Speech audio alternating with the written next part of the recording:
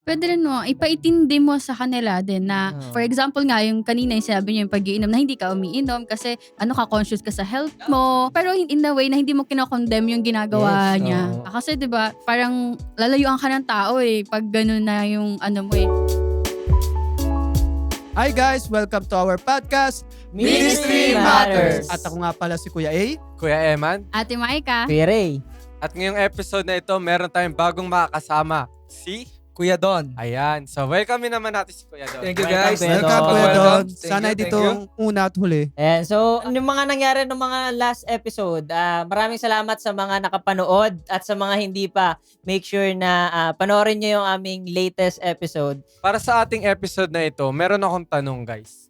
Naranasan nyo na bang gumawa ng isang bagay na hindi nyo gusto, pero ginawa nyo dahil gusto nyo lang makiuso or gusto nyo lang maging bilong sa inyong mga kaibigan? So, today we're gonna talk about the fear of peer pressure. So, bago tayo mag-start ay hihilingin ko muna si Kuya Don na mag-alay ng prayer para sa atin. Ay, manalangin. O Diyos Panginoon na makapangyarihan sa lahat. Ama, maraming salamat sa oras nito na ibinigay niyo sa amin na magawa namin itong aming munting kwentuhan. Naway marami kaming ma-realize sa mga kasama ko dito at ito lamang sa aming dalangin sa Panginoon Jesus, aming tagapagligtas. Amen. Amen. Ayan. So, peer pressure. Ano nga ba yung pagkakaintindi nyo dun? Peer pressures. Ito ay isang mahalagang bagay lang na sa mga kabataan. No? Ang definition nito para sa akin, ito kasi yung parang ang impluwensya ng isang malaking grupo, maaaring sabihin na natin sa isang pamilya, yan, isang grupo yan, o sa mga kaklase, sa school. Ginagamit nila itong impluwensyang ito para ipagawa sa'yo yung bagay na gusto nila na gawin mo. Yun nga parang yung sa sinabi nga ni Emma na parang gusto mo maki-fit dun sa mismong group, 'di ba? Kahit Kasi- ayaw mo naman yung isang bagay na gawin. Kumbaga, kasi syempre kung nasa isang grupo ka ng magkakaibigan tapos ikaw lang yung nag-iisa na hindi Iba. iba or iba yung pananaw mo sa ganung bagay ay parang medyo hesitant ka talagang gusto mong maki-drive sa kanila eh. Mm. Yung ganun, parang ganun. Para Tsaka- maging bilong. Oo, Parang bilong. Pero parang masarap din kasi sa pakiramdam na bilong ka sa isang malaking grupo. Oo, Kaya syempre. naman. ang nagiging tendency nun, Nalileft out ka. gagawin mo na lang din. Oo, ang mga parang bagay medyo na yun. napupush ka na. Parang- Sige na nga. Like, kasi parang doon, parang tumataas yung self-worth mo. Kasi, Kabilong ka eh. bilong Kasama ka na, sa grupo oo. eh. Nako, vibes na tayo. Diba? Pero may connotation din tayo, 'di ba? Kasi pag sabing peer pressure, parang unang papasok sa isip natin negative. Mm. Oo. Pero wherein, meron palang dalawang din yung peer pressure. May positive side din siya and negative side. Positive side na peer pressure, parang na-influence ka ng mga tao sa paligid mo na gumawa ng mabuting bagay. Mm. Or mabago yung behavior mo, yung attitude mo. Beliefs. Yun na, Oo, influensya ka nila. And then the negative side naman, bad behavior lang yung na-influence sa'yo or napipilit ka nga kanina yung sa tanong mo, yun. di ba? Napipilit ka na gawin yung bagay na Hindi hindi mo mo naman gusto gusto. para to fit in lang. Mm. Kasi tayong mga tao, human beings na, ang tawag yun? Social. Yun. Social, So, gusto natin, pag nasa group tayo, belong tayo. So, we do whatever it takes para lang ma-belong dun sa group na iyon. So, ayun yung nagiging peer pressure. And also, meron din pala, na search, may direct and indirect peer pressure. So, pag sabing direct pressure, may yung peer mo na nasa paligid mo, kino-convince ka directly, uy, gawin Ay, natin mga to. kaibigan mo. Oo. Parang For ganun. example, sa school, uy, cutting tayo, masaya yun. O kaya, Bring naman. back memories. Throwback Huwag throwback naman ganyan back. usapan. Medyo dahan-dahan po tayo. Medyo sasaktan po dito. Ayun. So, meron din yung isa, yung indirect. Ayun naman, hindi ka pinipilit, walang pumipilit sa'yo sa nasa paligid mo. Pero, na-observe mo na, ay, yung ginagawa nila, nagka-cutting sila, masaya sila. So, Oo, why not tama. kayang punta ako doon, sama Ikaw ko na sa mismo kanila. yung nag-initiate. Tama. Oo. Mas Parang maganda. ganon. Parang nakakompleto Parang, kayo parang pagkasama nandun ka. ako Parang nandun ako. Wow. Saan? Sa direct or indirect? Ikaw yung nagsulsul. Joke lang. Ay, yung promotor. Tara na. Ayun, so isa lang yun sa madaming pwede natin maranasan na peer pressure. Kayo ba na ano ba yung mga specific na naranasan nyo na peer pressure to? Ganun. Sa akin kasi nung kabataan ko, nauso kasi yung mga paglalaro ng computer. Ayan. So, alam nyo kasi kung di nyo nalalaman, Sa lugar namin, malakas kasi ako maglaro ng Ayun. Yung. Pambato. di naman sa pagmamalaki. Pambato. Kapag siya hindi pong tinatawag agad. Pero pinupuntahan talaga kami sa bahay para lang ilaban kami sa dumadayo sa mga para kami yung pambato. So meron kaming tinatawag na manager na siya yung gagawa ng paraan, gagastos lahat. Pero sa part na yon bilang mga Adventist tayo, tapat di ko talaga siya kasi yung alam mo yung mga papuri nila, malakas to. Ang galing mo. Si Galing. puntahan si Archie, puntahan nyo dito yung nakatira. Malakas mag yun, ganito yung ano niya. So parang, tapos pagka pinuntahan ka na nila, parang iba yung tingin mo sa sarili mo, ang taas ng tingin mo. Kaya mas, nakaka-boost siya ng Tapos ng moral mo. confidence. Self-confidence mo. Kaya Okay. tumataas yung tingin mo. Oo. hindi ko napapansin, ano na pala, ayun la. Akin ganun din Hindi ko na dati. namamalayan yun. Dati kasi hindi ako nag-computer talaga. Pero napapansin ko tuwing hapon, yung mga kaibigan ko, sabi ito nagpupunta gano'n. Siguro grade 6 ako nun. Tapos ayun, nagpupunta pala sila sa computer shop, naglalaro sila ng League of Legends. Sabi ko, Tapos masaya parang sila. ano yan parang astig ka mag. Ang tawag dyan, indirect. Indirect. Direct. Ito tinry ko din. 1 oras, 10 piso. hanggang So, sa, ayun. hanggang sa nag-high school na ako, ayun, na-adapt ko na yung, alam mo yung pag-uwi, mag-computer. Minsan tinitipid mo pa yung baon mo, no? Tinitipid ko yung sarili ko. Baon. Di ba Ayun. naglalakad ka pa uwi para na may Which pang-concept is ka. masamang ano. Saan- Maging ano Sa akin siya. naman, meron akong experience din yan. Sa family naman, peer pressure. Meron tayong mga situations na, alam mo yun, para mabilong ka sa mga cousins mo, dapat yung standards mo pagdating sa grades. Talagang dapat Oo. nasa certain level eh. So, syempre, yung pressure nun, nandun eh. Alam mo yung nasa sarili mo na, may capacity ka, pero hindi siya na ma-maximize or hindi ayun yung pinang-gusto mo. Nape-pressure ka nila eh. Kasi para lang mabilong ka, sa circle of family nyo or sa cousins nyo, kailangan mong maabot yung specific Oo. standards na sinet nila. Pero kung titignan natin, parang medyo, pwede siyang negative Pwede and siyang positive. negative, pwede siyang Oo. positive. Depende siya Kasi kung paano mo siya tatanggapin. Kasi Kasi pa din talaga. kung isipin para sa grades eh. Kung ipupush mo sa sarili mo, Oo, tataas para din yung grades sa'yo. mo. Positive. Kung ma-inspire ka. Pero, Kung ang gusto mo lang mangyayari, makifit in sa kanila. parang Tsaka magiging ano, negative siya eh. Tsaka minsan kasi yung ganong klaseng pressure na binibigay mo sa sarili mo, minsan hindi rin nagdudulot ng maganda sa'yo. Siyempre, pressure kang mabigay yung expected nila, 'di ba? Parang gagawa ka ng paraan para lang ma-provide yung mga ganun. Kahit na hindi ka na nag-enjoy. Hindi ka na parang hindi na ako to kasi Oo. kumbaga pinipilit mo yung sarili mo na ma-adapt or parang makita nila yung gusto nilang Yung image makita. gusto nila. Oo, Oo. parang yun na-expect nila. So, Acceptance. Oo, No? tama. Para ma-accept ka nila. Gagawin mo Oo, yung oo. best mo kahit na nag-result na siya ng hindi magandang But at bagay. the end of the day, kahit na ipini-please natin sila, sa totoo lang, at the end of the day, wala pa rin talaga tayong na-please. Kasi una sa lahat, yung sarili natin. 'Di ba? Hindi natin nagawa yung gusto nating gawin. Oo. tama yun. Kasi parang kung para sa kanila yung gagawin natin, paano pagka hindi na nila gusto yung ginagawa natin? Wala So, na. kailangan na Kasi naman nawalan baguhin ng yun. purpose. 'Di ba? Kunwari, ngayong Oo. araw may gusto sila, di Oo. ginawa mo. Next day Iba naman. naman. meron Iba na naman yung gusto nila. Kumbaga, pabago-bago kasi. Pabago-bago. Pero katulad niyan, nagkakos yun ng negative consequence or long-term consequence. Halimbawa, di ba may nababalitaan tayo na mga story ng mga estudyante na nagpapakamali. Oo. Lalo na yung mga graduating na tapos Graduating. bumagsak, Oo. di ba? Ang Oo, laking malaking epekto ano nun sa yun. kanila. Kasi Masyado hindi nila, mabigat.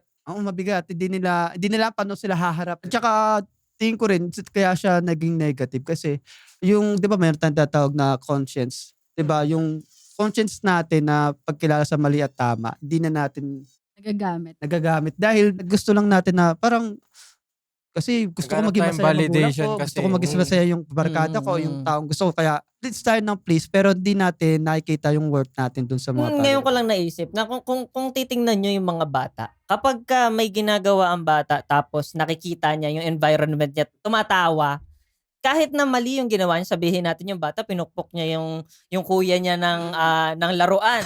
Tapos nakita natin na nakakatawa. Kasi sa perspective natin, natawa tayo kasi syempre pinukpok. Pero nakita nung bata na napasaya niya yung tao, napasaya niya yung mga nakapalibot sa kanya. Parang akala niya, tama yung Tama ginagawa niya. Pero technically, hindi, di ba?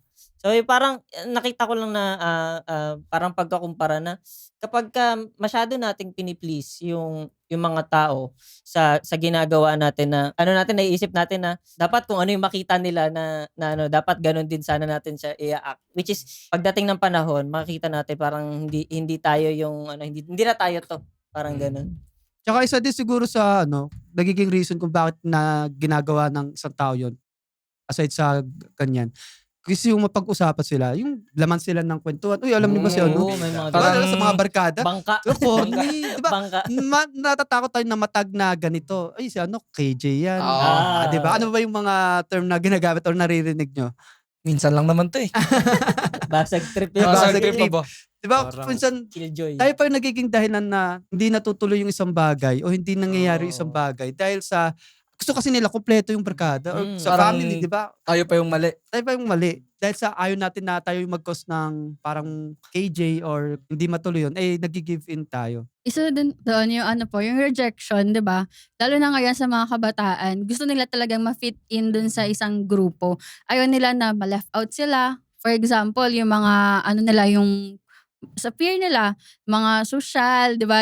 Lahat yeah. mga parang sinasabi mong it girls, mga ganun for example. Parang pipilitin yung parents mo to provide, Oo, 'di ba? ayun, Ganun, mga ganun. nape-pressure siya, yung individual na yon na gumawa ng mga extra miles para lang maging fit in kasi tatakot siya sa rejection. Baka ma-left out siya, 'di ba, sa isang group, hindi siya gusto niya sali siya doon tapos pag hindi niya na-provide or nagawa yung isang bagay parang feeling niya left out na siya. Tapos sometimes mapasok din doon yung bullying.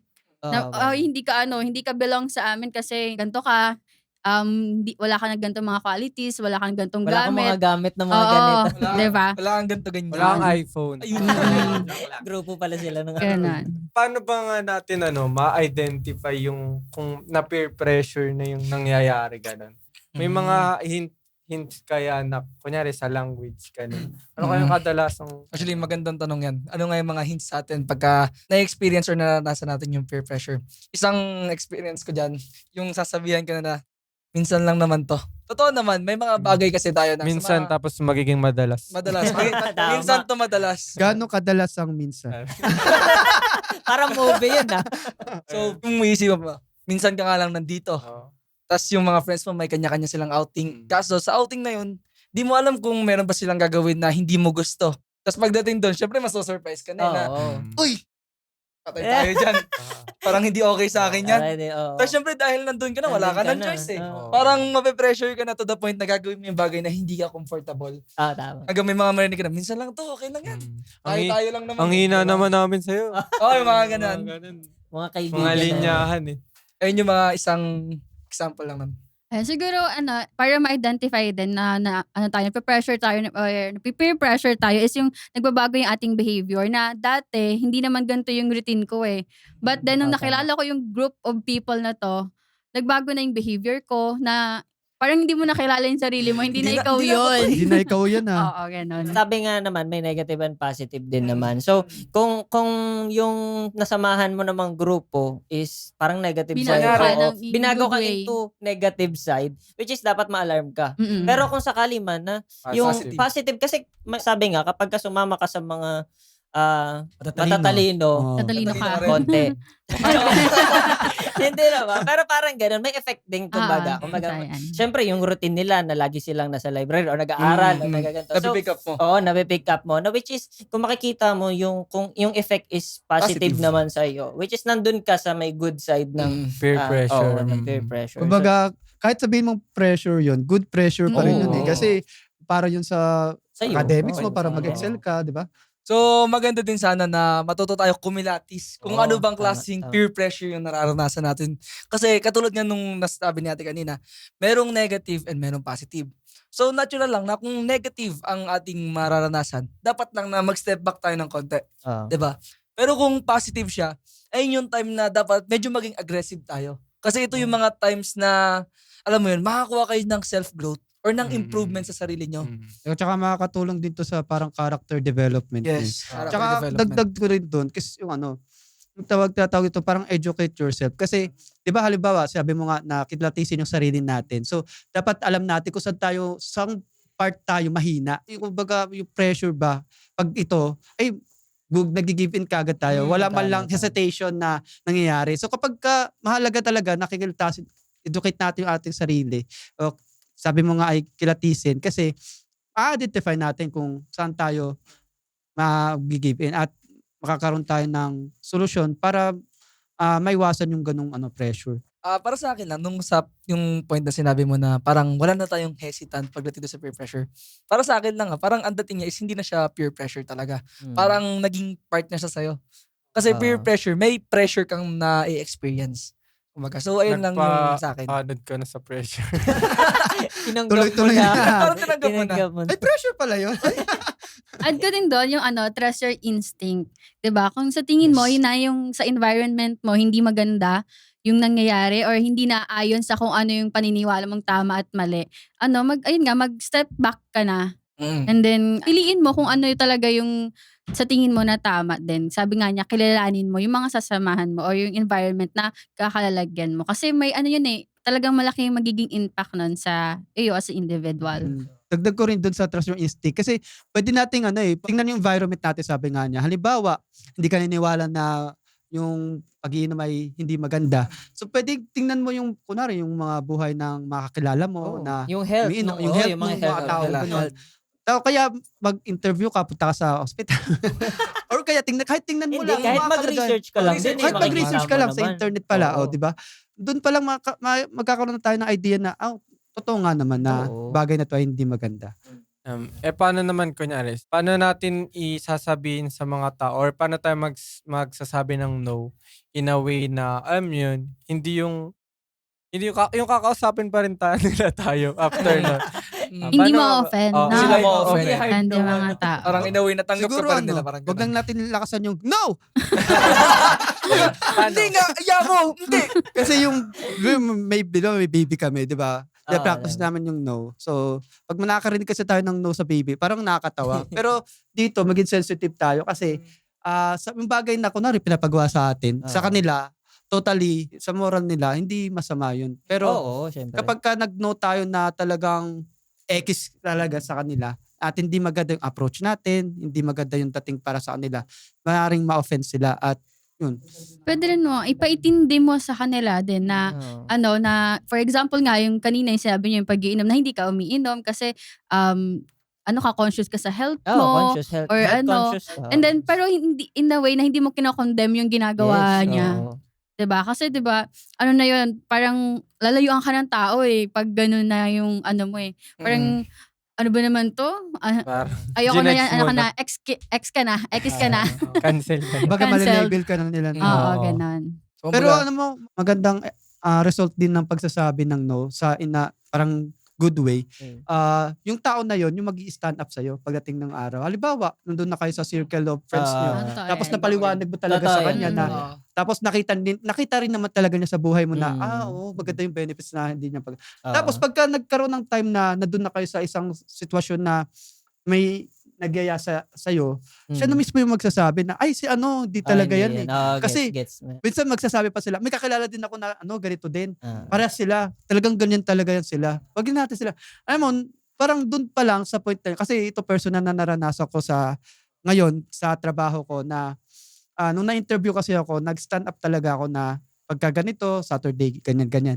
Tapos, ang kagandahan to, yung supervisor ko mismo, yung nagsasabi na ganito si Archie, hindi siya ganito sa ko, hayaan lang natin siya. So parang sa part ko, kung hindi ako nag-stand up doon, kung hindi ako nag-no for in a better na approach, baka iba na rin na maging sa akin. So isa yun sa mga naging magandang result ng pagsasabi ng no. So, magandang point din dito is yung kailan yung time na dapat mag-stand up tayo is dapat malaman muna natin yung pinang self-worth natin or yung self-respect natin sa sarili natin. Kasi, yes, na may mga times na talagang alokan nila tayo or indirectly nila tayo maalokan. Nasa atin pa rin talaga yung final choice nun Katulad nga nung sinabi mo nag-stand up ka. Ang kagandahan kasi pag nag-i-stand up ka, alam mo yung self-worth mo alam mo yung kagustuhan mo sa sarili mo na, ito ako, papanindigan ko to. Pero ang kagandahan sa ginawa mo is yung approach mo is in a respectable way. Ayun kasi yung pinagkaiba minsan eh. Yung porket ayaw natin tas gusto nila. Yung pakikitungo natin sa kanila is magiging Nag-iiba na pangit. din. Oo. Pero katulad din nung sinabi mo, pagka nag-no ka at pina-explain mo sa kanila ng tama Kung bakit. kung bakit, Mm. sila na mismo yung magde-defend sa'yo. Actually, may experience din ako na ganyan. Kaya nakaka-relate ako sa group of friends ko. Siyempre ako, medyo health conscious na rin ako pagdating sa pork. Ah. Tapos, tinamp nila talaga, ano sabi nila, ayun lang talaga yung pagkain nun kasi birthday, pork. Sabi nila, bahala ka dyan, pork lang kakainin natin. Pero in-explain ko sa kanila, ang kagandahan nun, in the long run, parang nirespect na nila. Hindi parang, nirespect na talaga nila na sinabi, andyan si Vincent, bibili tayo ng manok. Ah. Parang, Kaya ano na eh. nandun yung part na pang in-explain mo ng tama sa kanila, tapos dineliver mo in a respectable way, sila na rin yung magre-respect sa'yo. Kasi peer pressure, parang mas lalala lang siya pagka hindi ka Pag nag-stand up sa tinolerate sarili mo. mo. Oo. Pag tinolerate, pag hindi ka Mm. nag-stand up. Pero pag katulad ng sinabi mo, kumbaga, naset mo na yung boundaries mo Mm. eh, na ito talaga ako. Hindi nyo Mm. na ako pwedeng pilitin dyan sa mga bagay na yan. Siguro isa din sa part ng self-discipline din yung pagsasabi ng no. Kung titingnan natin yung in a Bible perspective, yung self-worth natin, alam naman natin na tayo ay anak ng ating Panginoon. At napakahalaga na tayo ay tinubos din ng ating Panginoon dun sa cross. Kaya mahalaga na yun ay pagbasihan natin kapag nandun tayo sa ganong sitwasyon. Yes. Ayun, dagdag ko lang din dun sa sa pagse-set ng boundaries. Napaka-importante talaga na alam mo yung values mo, alam mo yung belief mo, alam mo yung stand mo kung saan ka lulugar. Kasi yung mga tao sa paligid mo, hindi mo siya mafi-filter. Although Totoo. sabihin Totoo. natin na ay pipiliin ko lang yung mga taong kakaibiganin ko, hindi kasi napupunta ka sa sitwasyon na iba't iba yung nasa paligid mo, Mm. iba yung environment mo. So ikaw na mismo yung magsiset na okay, ganito yung paniniwala ko. So stand ako sa ganitong belief, ganun. Kumbaga, di mo control yun eh. Kung sino yung mga Ikaw kasi yung papasok sa organization eh, di ba? Oo, Isipin mo tama. ikaw yung parang naiiba.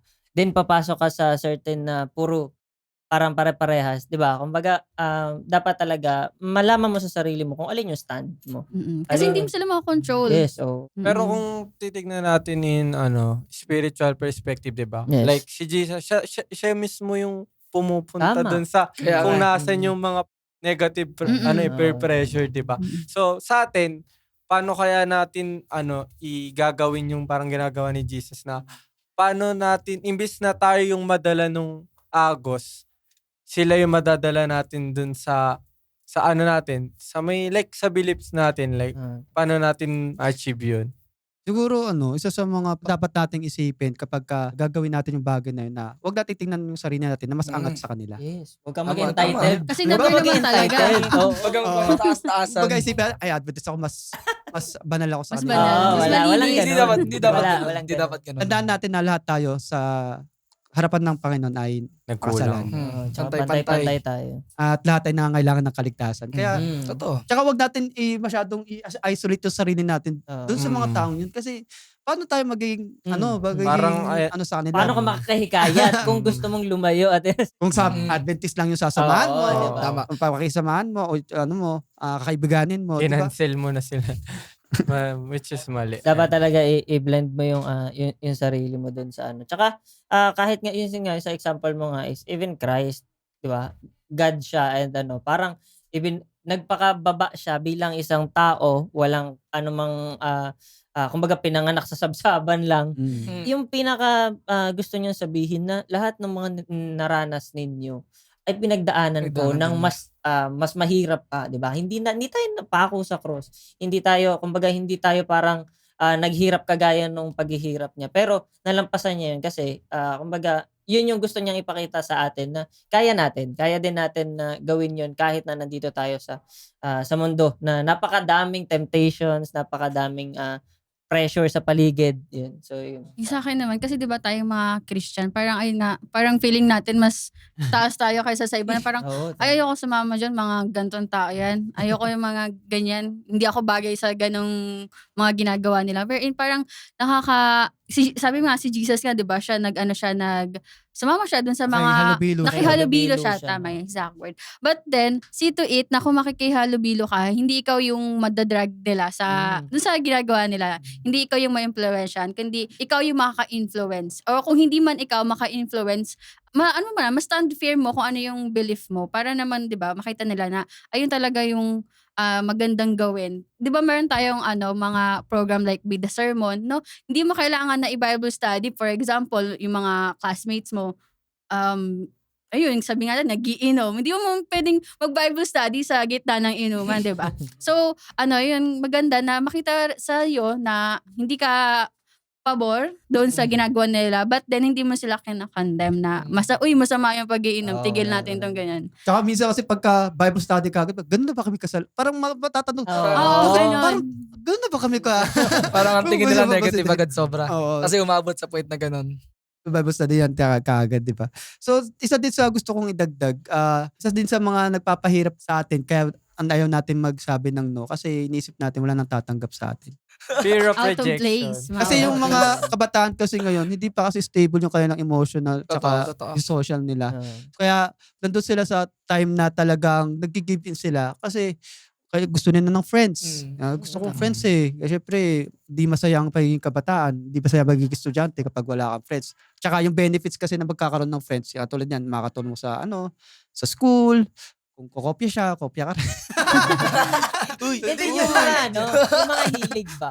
Yung mga common na hilig nila. Interest. Ganyan. Pero dapat siguro ma-remind natin sa mga kabataan na hindi lang yun yung pinakamasayang bagay na gawin. So kailangan, sabi nga, i-filter. Kailangan isasamahan natin yung talagang magbibigay sa atin ng magandang result sa ating buhay. Kasi yung mga kabataan, 'di ba, nandun sila sa stage na hinahanap nila yung identity nila. So Yes, kung saan-saan sila yan nakakapunta eh. So ayun, stand firm sa sa belief mo para kung saan ka mapunta, hindi ka mahaluan ng mga sa tingin mo hindi tamang mga gawain. Tsaka dagdag ko lang din, tandaan natin na hindi ka mag-iisa. Kung magsasabi ka man ng no sa kaibigan mo, tandaan mo na it's better na mawalan ng kaibigan kaysa naman mawala yung future mo. Magkaroon ka ng bad na future dahil lang sa pagsama sa mga tao na hindi naman maganda yung naitutulong sa'yo. At isa din sa tandaan natin, sabi nga sa Bible, na sabi ng Panginoon na I will never leave you nor forsake you. So, hindi ka nag-iisa sa kada say mo ng no. Sa kada rejection mo. Pwede ka naman, kahit na kung di mo talaga kayang yung temptation, pwede ka mang umalis. At sa pag-alis mo, tandaan mo na mayroong Panginoon naman na magpapalakas sa'yo.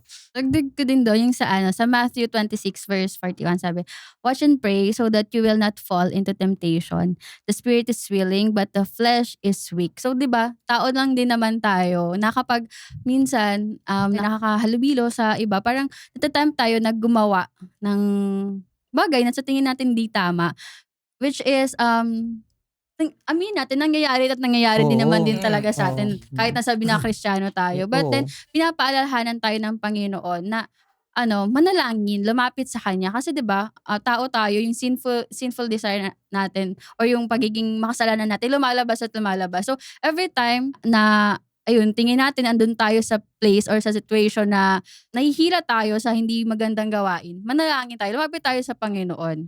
Or kung, nagawa na natin yung bagay na sa tingin natin hindi tama, lumapit tayo sa Panginoon, manalangin para naman, mas, sa mga susunod na pagkakataon na andun ka ulit sa ganung sitwasyon, mas yung faith mo, mas magiging matatag. Tapos yung stand mo sa tama ay mas magiging matibay.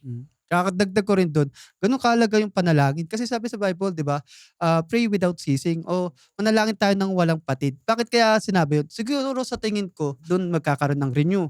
Nare-renew natin yung ating strength, yung ating faith, at mas nagkakaroon ulit tayo ng dahilan para pagpatuloy yung ating parang journey natin.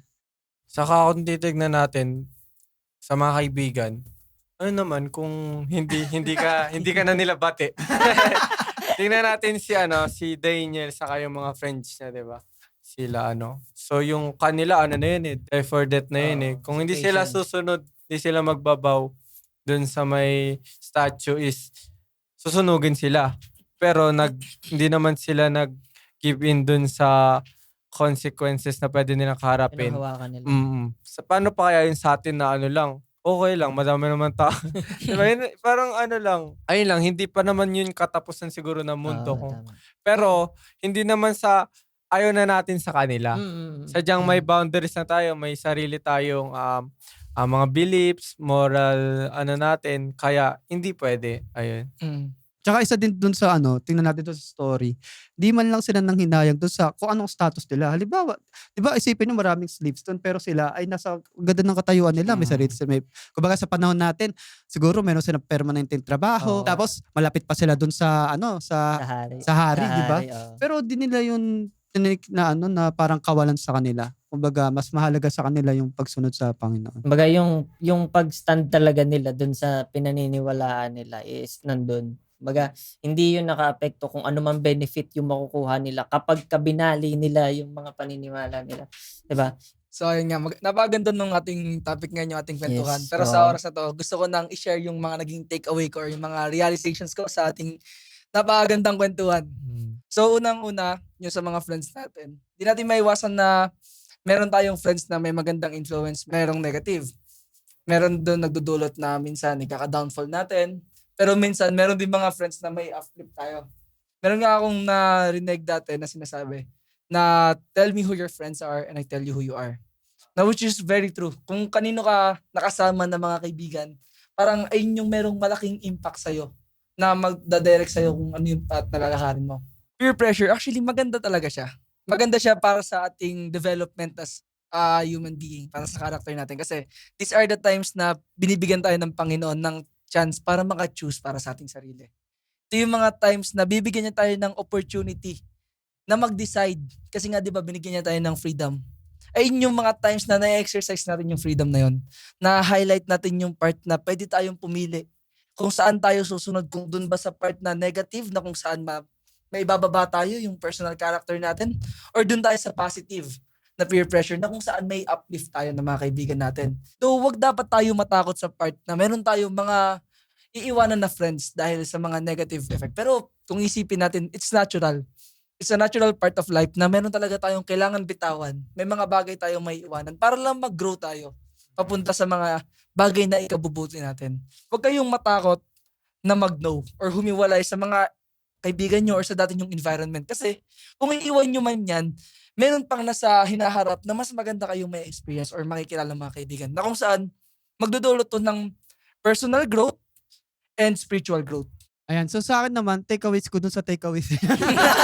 Hindi kasi ang ganda nung sinabi niya. Kasi sa Ecclesiastes kasi may sabi dun na parang yung pipili ka ng kaibigan na talagang, di ba sabi mo na mag-up. Kasi two is better than one. Tandaan po natin yan. So kapag ka tumating sa panahon na ikaw ay madapa o ikaw man ay sa Bible nga ay kapag ka dumating yung panahon na ikaw ay lamigin, merong magbibigay o meron kang kahati dun sa kumot na mas magpapainit sa yung dalawa. O kaya kapag ikaw naman ay nadapa, ay merong magtatayo sa'yo. Pero magbaband-aid. May maglalagay ng body. Kaysa naman yung mag-isa ka lang, di ba? So, isa din sa mga takeaways ko dito sa ating napag-usapan is purpose kasi ng ating Panginoon, matulungan niya tayo na makilala siya. So, baga, pagdating sa panahon na tayo magde-decision making, nawa, maalala natin kung ano tayo, yung identity natin, kung ano tayo, kung saan tayo galing, at kung ano yung pinaka-worth natin. So, sa tingin ko, kapag nandun tayo sa sitwasyon na pressure tayo, let's go back o kaya let's connect dun sa ating Panginoon at alalahanin natin kung ano ba yung magandang plano niya sa atin. So, yun lang, bilang mga kabataan, maganda na yung nandun tayo sa isang part na maganda yung result or maganda yung future para maiwasan natin yung mga karanasan na talagang magdudulot din sa atin ng pangit na hinaharap. So, yun lang. Yung sa akin naman, kasi 'di ba, sabi nga kanina may negative and positive. So, nasa sa'yo kung paano mo kung ano na yung pipiliin mo doon sa dalawa, kung positive ba or negative. And alam naman natin na huwag na tayo hypocrite na dumarating din talaga sa time, nag-give in tayo sa pressure. Yes. Negative pressure na kung saan nag-result ng hindi maganda or against doon sa kung ano man yung values natin and belief natin. And kung doon dumating man tayo doon, yung sabi mo 'di ba Kuya Archie, manalangin tayo, lumapit tayo doon sa Panginoon kasi siya lang naman makakapag direct ulit sa atin doon sa belief or values na talagang pinaninindigan mo. And then mayroong advice sa Proverbs 1, sabi dito, "My son, if sinful men entice you, do not give in into them. Alamin natin kung ano nga ba yung idudulot ng group of people na to sa'yo. Maganda ba yung madudulot niya or hindi? Kung hindi, edi step back. Like, lumayo ka kasi kung ang ang reason mo lang naman para maki-drive in or mag-give in do sa pressure na yun is for belongingness, marami ka pang friends na makakilala along the way na kung saan mas makakatulong sa'yo as individual na hindi mo compromise yung kung ano mo yung paniniwala mo at yung safety mo na din as individual. Yan lang. Yung akin lang, ayun nga, yung katulad lang sinabi ni Don na huwag kang matakot na mag-no. Huwag kang matakot na hindi maging bilong sa kanila. Kasi kung alam mo naman sa sarili mo na hindi yun yung tama, okay lang na hindi ka mabilong sa kanya kasi alam mo kung saan ka bilong. Siyempre kay Lord. Uy! Suabe. Ayun lang naman. Bakit na ganun tayo? Sa akin naman parang halos common naman yung mga inputs natin eh. Halos negative and positive. Alin yung pipiliin mo? So obviously, we promote na piliin natin yung positive side.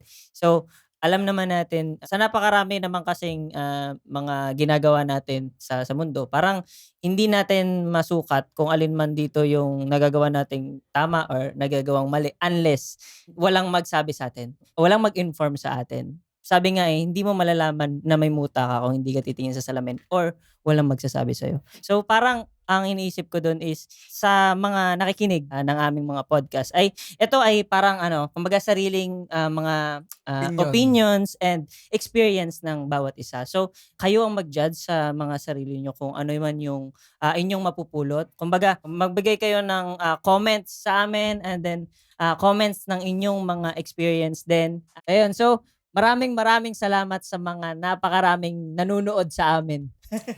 Ayan, sa mga lalo na sa mga share and sa mga nagko-comment, na-appreciate po namin ito at sa lahat ng mga nagbibigay ng opportunity sa amin. Sa mga other platforms na meron kami, Facebook, YouTube, and Spotify. So, pwede nyo po silang i-like. Ayun, meron na rin kami sa TikTok. So, yun yung bago namin. So, search nyo lang ang Ministry Matters. Ayan, so para po sa ating pagtatapos ay hilingin po natin si Kuya Ray para sa ating closing prayer. Tayo po'y manalangin. Panginoon, Diyos, dakila ka na makapangyarihan sa lahat. Lubos namin naman ipinagpapasalamat ang lahat ng biyaya na meron kami. Lahat ng experience na meron ng bawat isa na ibinigay namin sa mga oras na ito upang may makinabang sa amin naman.